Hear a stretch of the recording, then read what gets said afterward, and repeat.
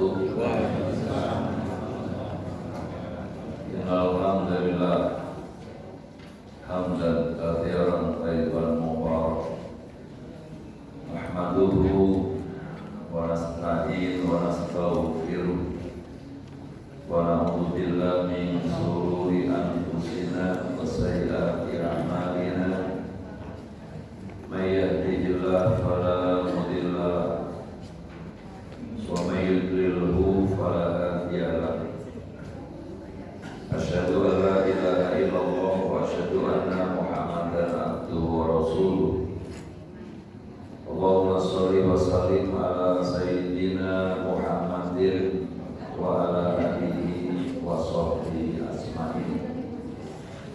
Wa qala Allah ta'ala ya ayyuhalladzina amanu taqullaha haqqa tuqatih wa la tamutunna illa wa antum muslimun. Sadaqallahul adzim.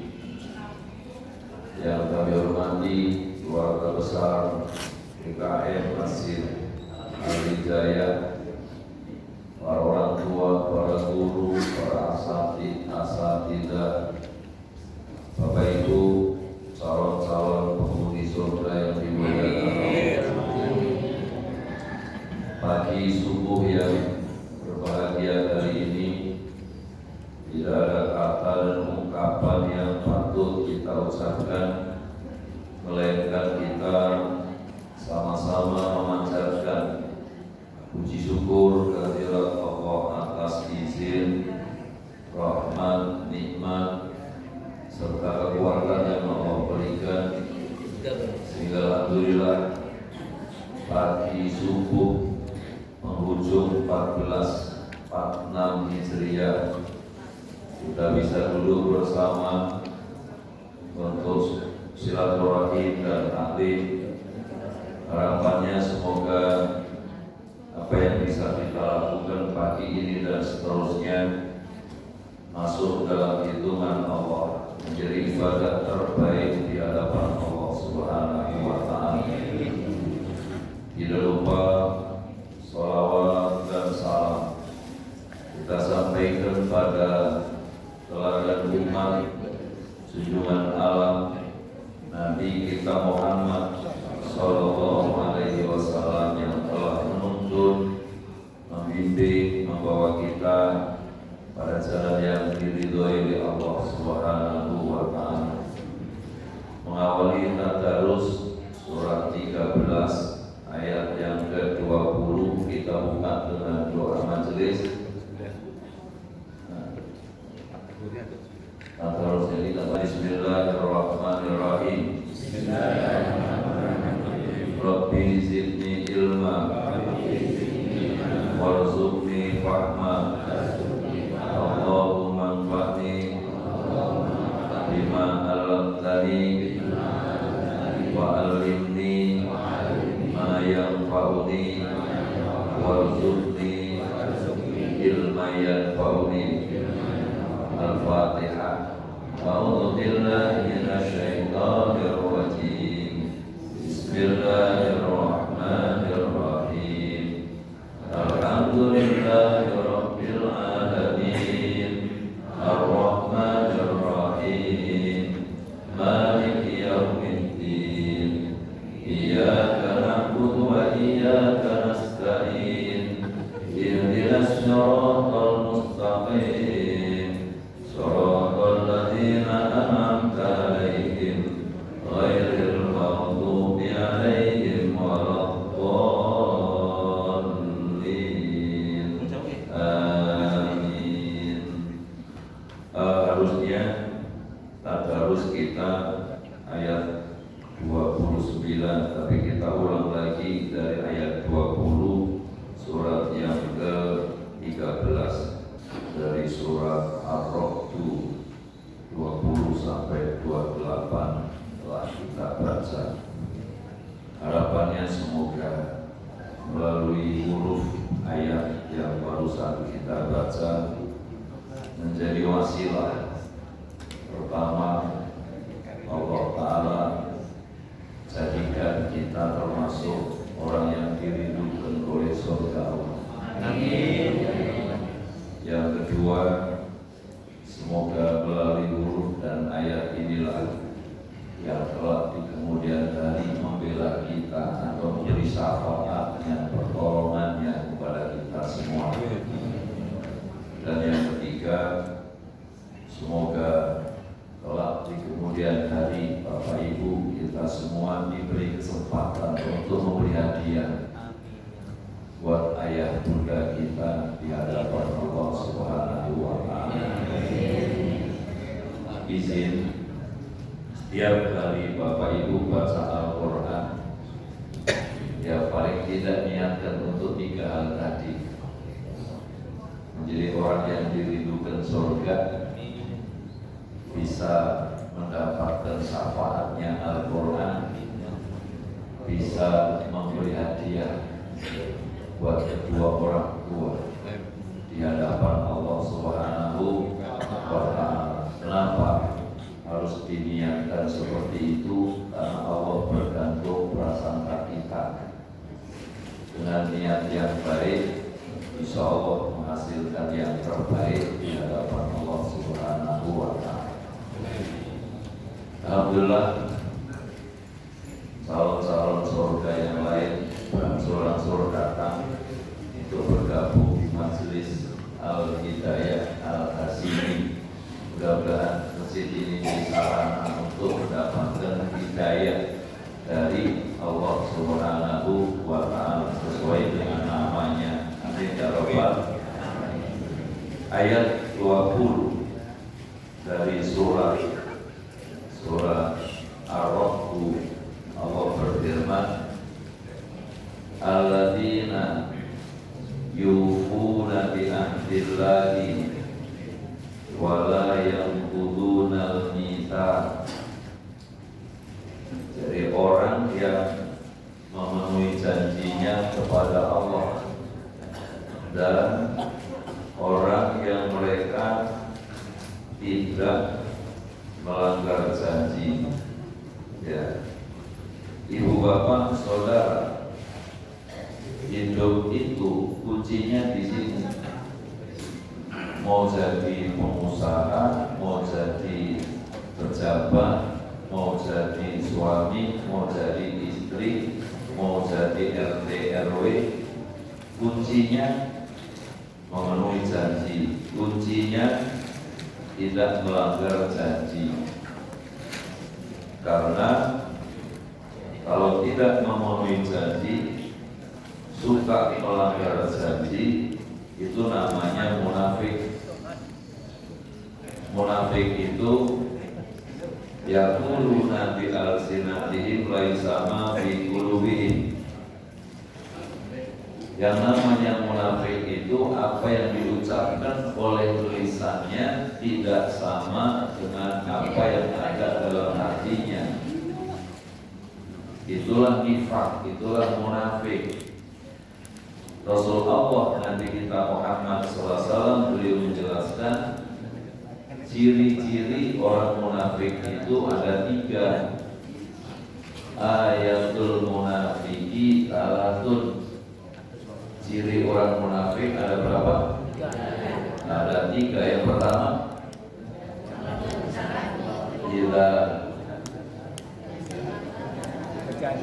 yang pertama Pak Asri ngetes ibu-ibu. Ciri orang munafik ada 3. Yang pertama, apabila bicara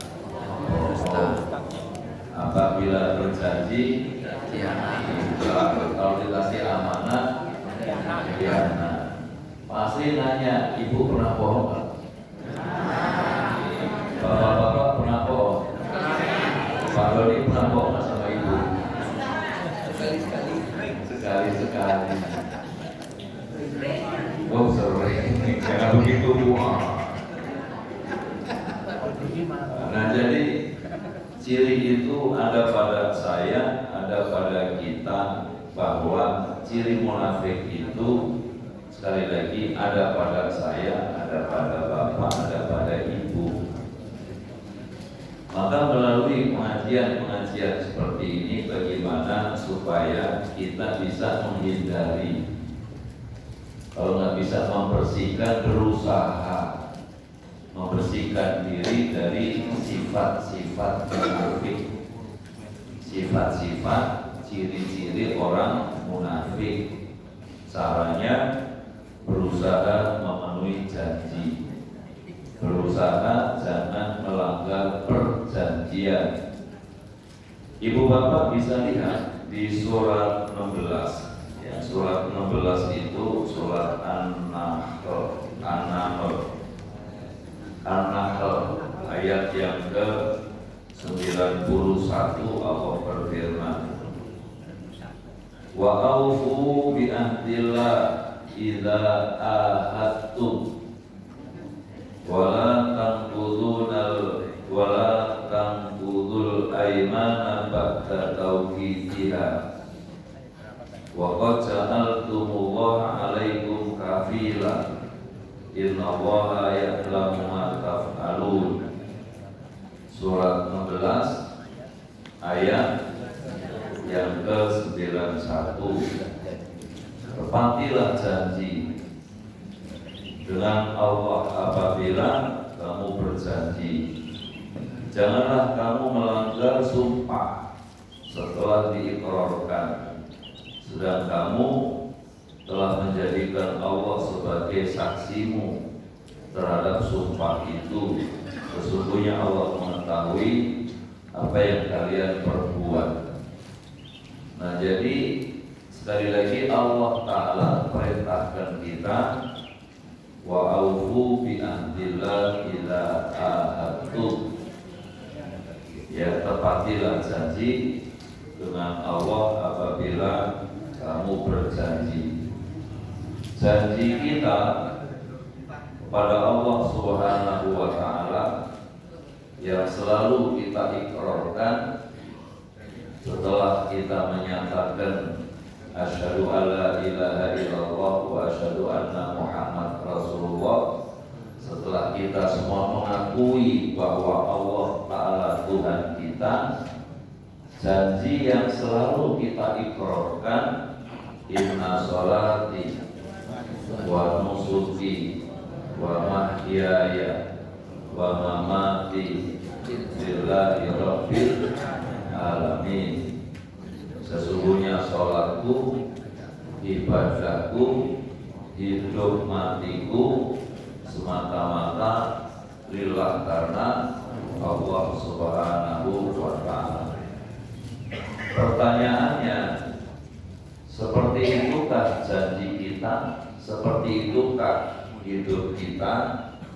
Jawabannya ada pada dirinya masing-masing. Jadi janji yang kita janjikan, yang kita selalu ucapkan setiap kali kita sholat, inna sholati wa nusuki wa mahyaya wa mamati lillahi rabbil alamin.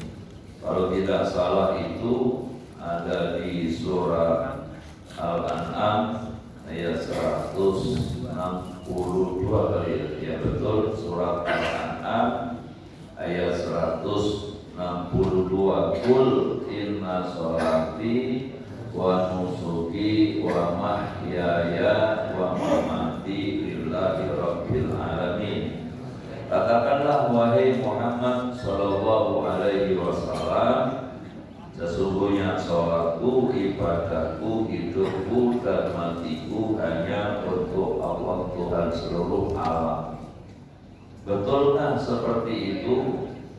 Di penghujung akhir tahun 1446 Hijriah, kita coba muhasabah, kita coba evaluasi, kita coba introspeksi kepada diri masing-masing. Kenapa? Karena tanpa evaluasi kita nggak tahu kekurangan kita, nggak tahu kelemahan kita, bahkan kita nggak tahu aib kita. Dengan evaluasi, dengan muhasabah, kita tahu posisi kita, bahwa sholat kita, ibadah kita, hidup mati kita belum sepenuhnya kepada Allah Subhanahu wa Ta'ala.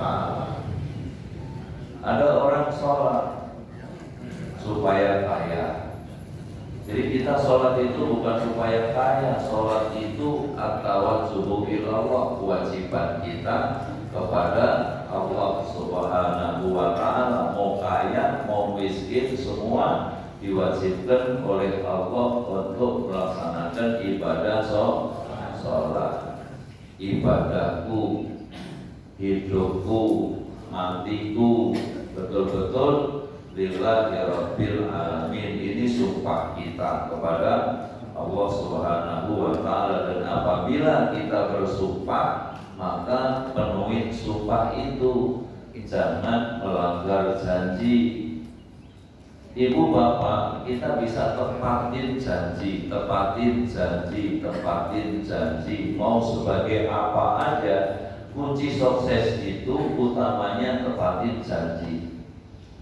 Ada cerita sahabat saya sebagai panitia tabligh akbar, kemudian mengundang ustadz terkenal, saya nggak sebut nama, ya, insya Allah datang, saya datang. Bahkan infonya sampai kasih DP duluan, kayak mau kredit motor gitu, kira-kira gitu. Kalau kasih DP duluan, kredit mau seperti kredit motor. Ibu bapak yang dimuliakan, begitu hari H, ya, beliau tidak memenuhi janjinya, enggak datang. Yang malu pasti ketua panitia, yang malu pasti yang nyari. Padahal beliau ini aktifnya di masjid luar biasa, karena ustadznya enggak memenuhi janji, melanggar janji, beliaunya enggak datang, mempermalukan panitia yang tadi rajin ke masjid, kapok ke masjid, malu. Kenapa? Karena ustadznya melanggar janji, ustadznya enggak memenuhi janjinya. Nah, ini contoh. Dan masih banyak contoh-contoh lain. Iya saya datang kan gitu. Ternyata enggak datang, kecewa, jamaah kecewa, ya, panitia kecewa, merasa dipermalukan, enggak nongol lagi ke masjid, dipermalukan oleh ustaz. Inilah ibu bapak, saudara, sekali lagi perlunya memenuhi janji. Ila ahadum, apabila kamu berjanji maka penuhilah janji itu. Dan masih banyak ayat lain yang menjelaskan tentang pentingnya memenuhi janji. Buka lagi surat Rum. Surat Rum itu surat 30. Ya, surat Rum surat 30 di ayat yang ke-9 Allah Ta'ala berfirman, A'udzu billahi minasyaitonir rajim. Bismillahirrahmanirrahim. Surat Rum,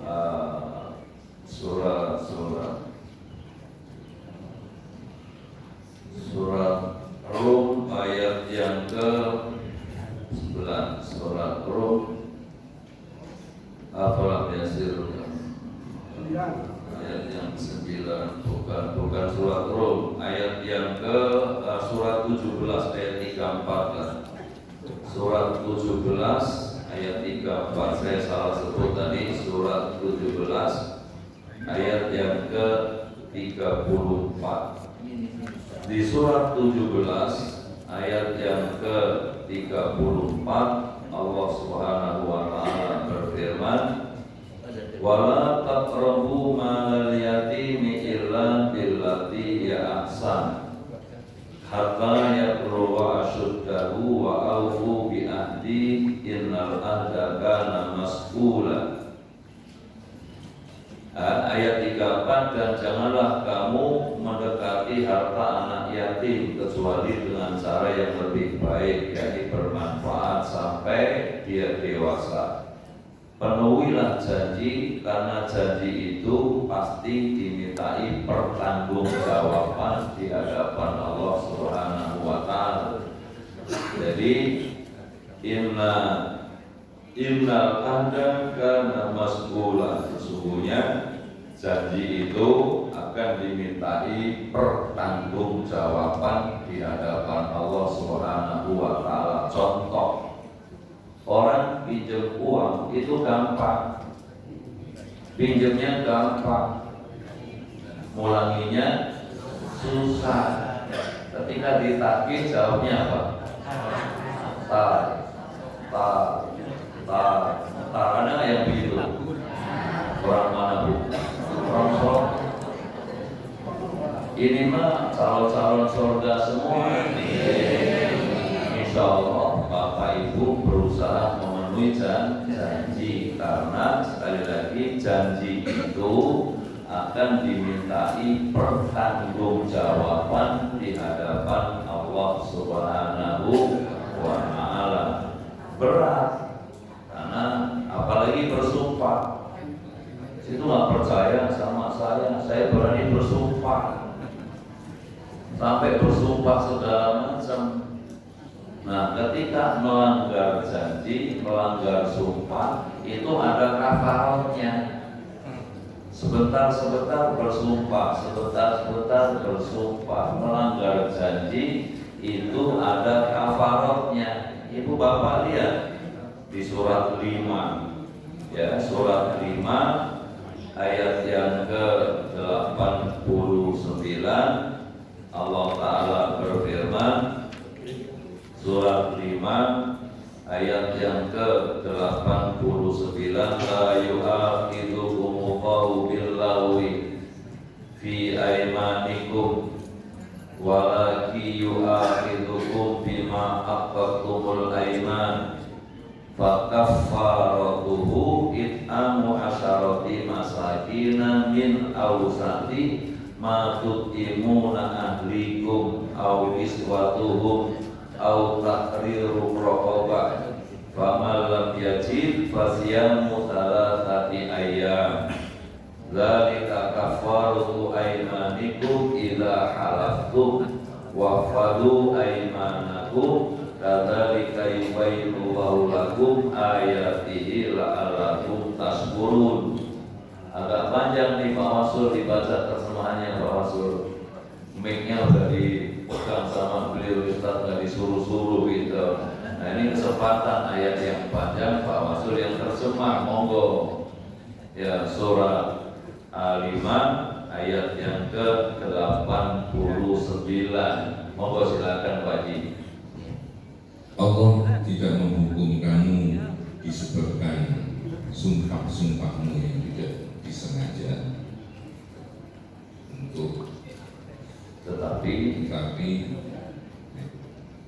tetapi Dia menghukum kamu disebabkan sumpah-sumpah yang kamu sengaja, maka kafaratnya denda pelanggaran sumpah,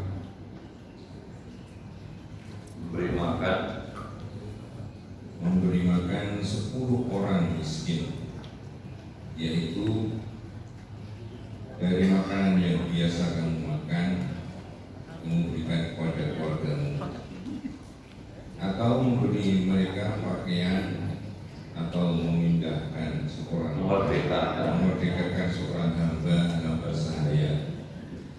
Barang siapa yang tidak mampu melakukannya, maka kafaratnya berpuasalah 3 hari.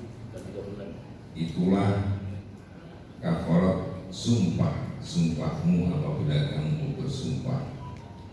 Dan jagalah sumpahmu, demikianlah Allah menerangkan hukum-hukumnya kepadamu agar kamu bersyukur kepadanya.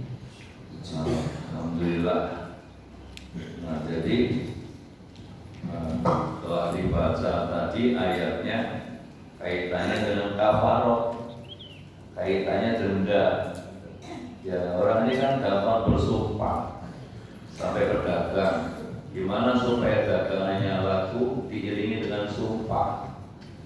Ini mobil harganya berapa? Demi Allah tadi udah ditawar sekian, padahal belum ada orang nawar. Kira-kira yang suka dagang mobil kan yang begitu. Orang mana? Orang sono. Ini baju udah ditawar sekian, padahal belum ada orang nawar. Ada yang begitu? Nah, di pasar, di mana-mana orang gampang sumpah, gampang berjanji, gampang bersumpah. Apa maksudnya? Untuk melancarkan supaya orang simpati, supaya orang mau. Jadi ibu bapak, kalau kita ketemu orang yang gampang bersumpah seperti ini, menurut saya tinggalkan dia. Tinggalkan dia. Kita mau nawar barang, kita belum nawar, belum apa-apa, udah dimulai sumpah duluan, lebih baik tinggalkan. Karena kalau kita beli dan dia melanggar sumpah, maka apa yang dia dapat gak akan berkah. Tidak ada nilainya apa-apa di hadapan Allah Subhanahu wa Ta'ala.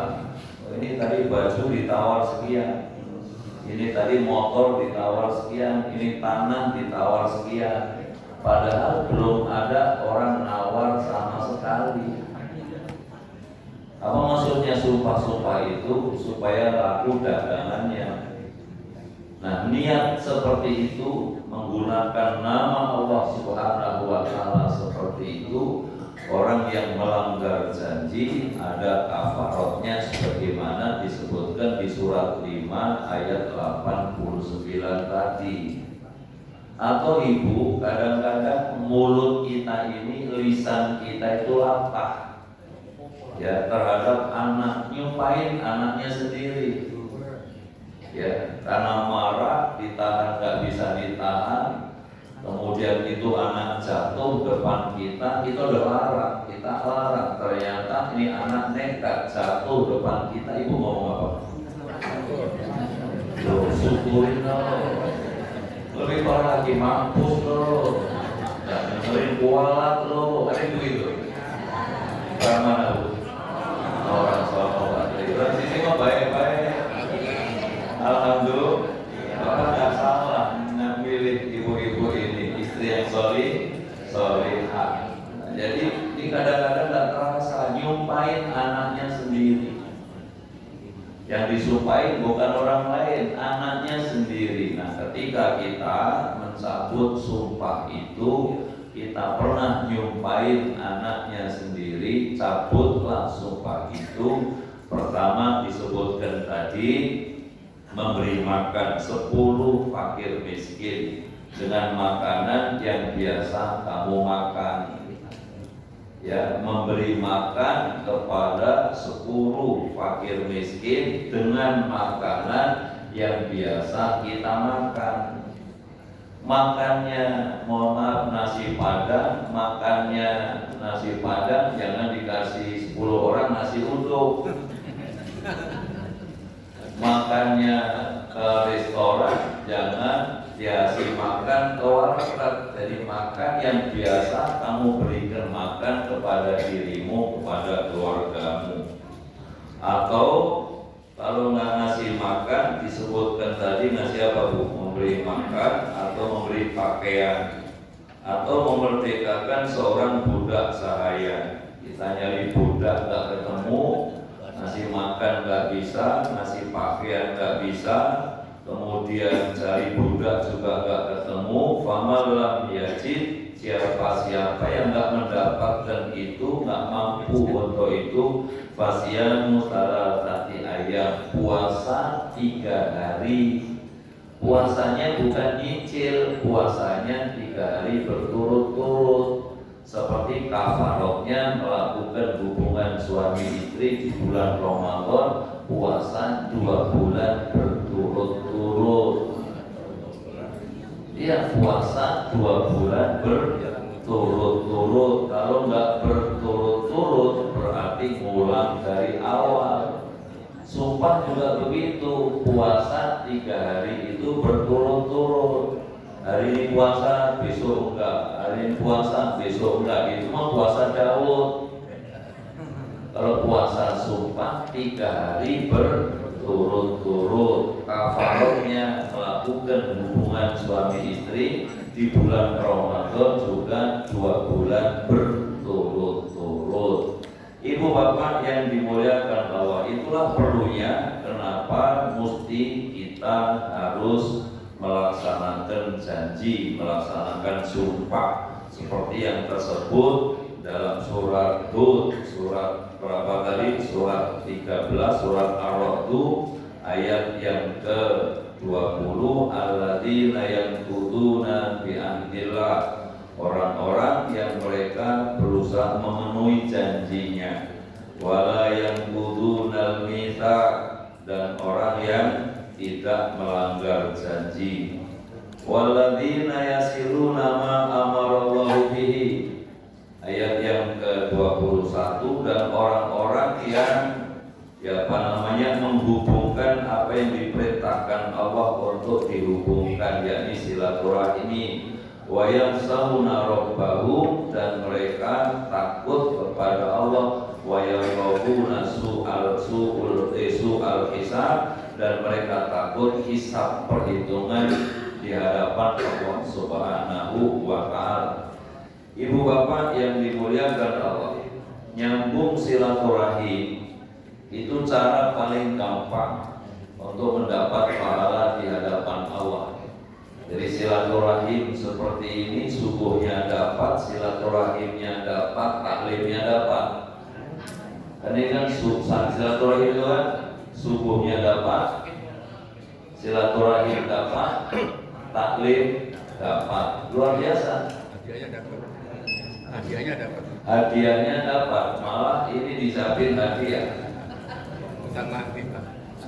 Ini hadiah kunci masuk surga. Baca buku, amalkan yang ada di sini, kuncinya insya Allah masuk surga. Insya Allah. Nanti kasih pertanyaan, yang bisa jawab kasih buku. Al ilmu qabla amal, ilmu itu harus ada sebelum beramal, maka membaca dan membaca. Nah, jadi sekali lagi, walladzina yasiluna ma amarallah, orang yang menghubungkan apa yang Allah perintahkan untuk disambung. Islam itu kuat, kenapa? Karena silaturahim. Kalau kita nggak bisa silaturahim, menyambung apa yang diperintahkan oleh Allah Subhanahu wa ta'ala, yang ada kekacauan, yang ada kerusakan. Orang lain bisa nyambung silaturahim, orang lain bisa membangun kebersamaan. Kalau kita nggak bisa silaturahim, melaksanakan apa yang diperintahkan Allah, takun fitnah, yang ada fitnah, wa fasadun kabir, yang ada kerusakan besar. Coba lihat surat 8 ayat yang ke-73. Walladzina kafaru ba'duhum awliya'u ba'd illa taf'aluhu takun fitnatun fil ardi wa fasadun kabir. Ya, surat berapa tadi? Surat 8 ayat yang ke-73. Walladzina kafaru ba'duhum awliya'u ba'd, orang kafir itu sebagian mereka yang satu dengan yang lain saling bau-membau. Ya, jadi walladzina kafaru ba'duhum awliya'u ba'd, orang kafir itu sebagian mereka yang satu dengan yang lain saling bau-membau.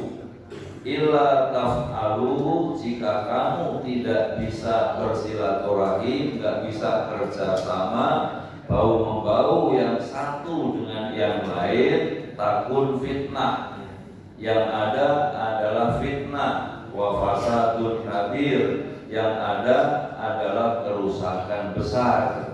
Itulah ibu bapak perlunya nyambung silaturahim seperti yang diperintahkan Allah. Yasil man qata'aka, yang paling berat itu menyambung silaturahim, orang yang memutuskan silaturahim. Maka Rasulullah perintahkan sil man qata'aka, sambunglah silaturahim orang yang memutuskan silaturahmi dengan kamu. Misalnya nggak datang, didatangin. undangan keluarga nggak pernah datang. Ketika dia ngundang, lalu kita kadang-kadang membalas, dia aja nggak pernah datang. Ada yang begitu? Orang mana?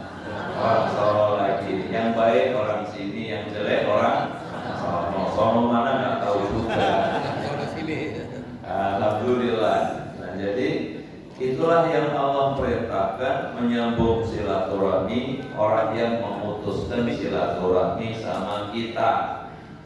Di samping menyambung silaturahim, disebutkan tadi wa yakhshawna rabbahum, mereka itu takut kepada Allah Subhanahu wa taala, takut melanggar janji, takut melaksanakan akan ancaman Allah Subhanahu wa taala. Ancaman Allah Subhanahu wa taala itu amat sangat berat. Tidak seperti bulan yang lalu ada yang nanya, Ustaz, surga, neraka. Neraka itu dinarasikan bahwa di neraka itu enak. Di neraka itu bisa renang-renang, renang di atas api. Di neraka itu bisa cipika-cipiki, bisa ketawa-ketiwi. Orang yang percaya kepada Allah, mereka takut dengan Allah, takut dengan azab Allah, ancaman Allah, karena ancaman Allah itu amat sangat dahsyat. Ibu bapak bisa lihat surat 4 ayat 56. Innalladzina kafaru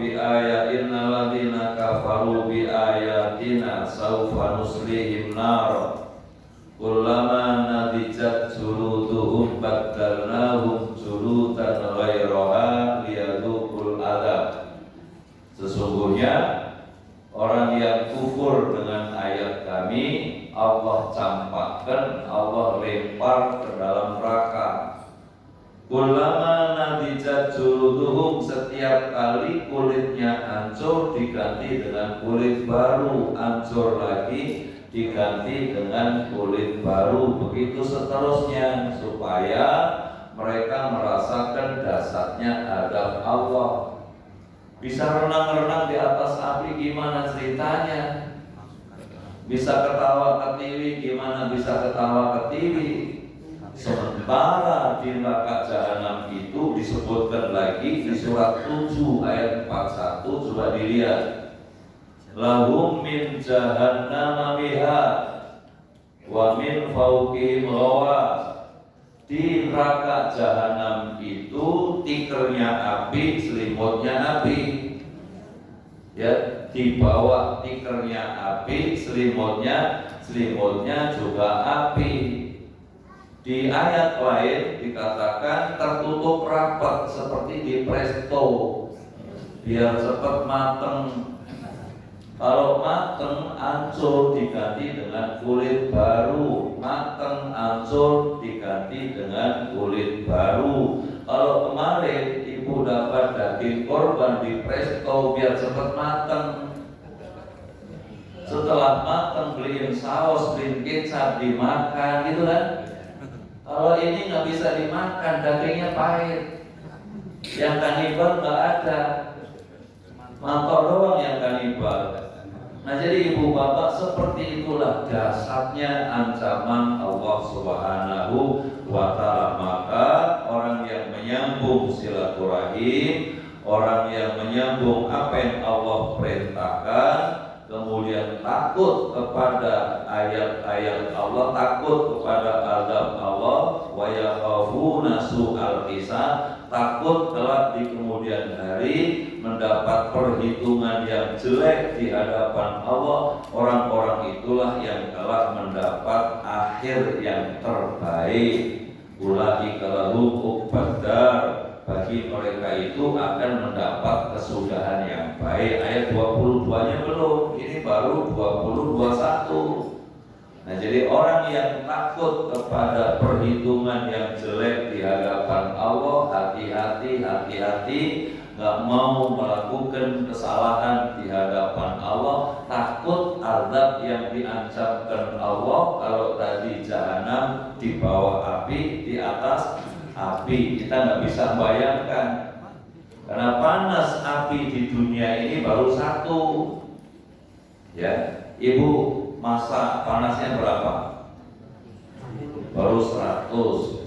Mbak Marijan itu kena asapnya Gunung Merapi panasnya berapa? 800 derajat. Asapnya doang Mbak Marijan gosong. Di Cilegon itu ada kompor baja bikin bubur besi. Panasnya berapa? 1800, 1500 sampai 1800 derajat itu bikin bubur besi. Yang saya sebutkan, yang disebutkan tadi baru panas api di dunia baru satu. Bayangkan kali 77.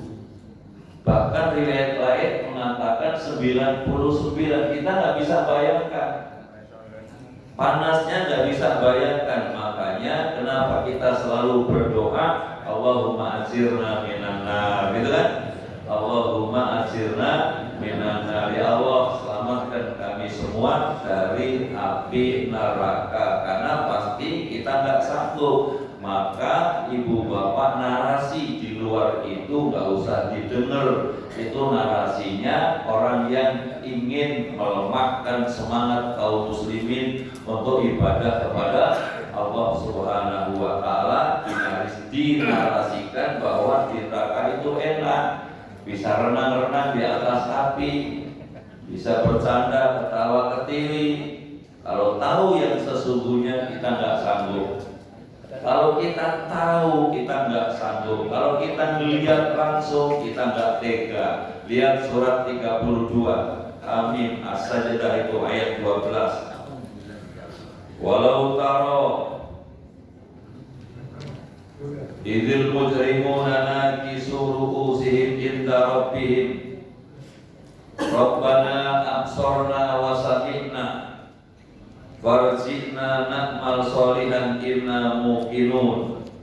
Ya, surat 32 ayat yang ke-12. Ya, 32 ayat yang ke-12.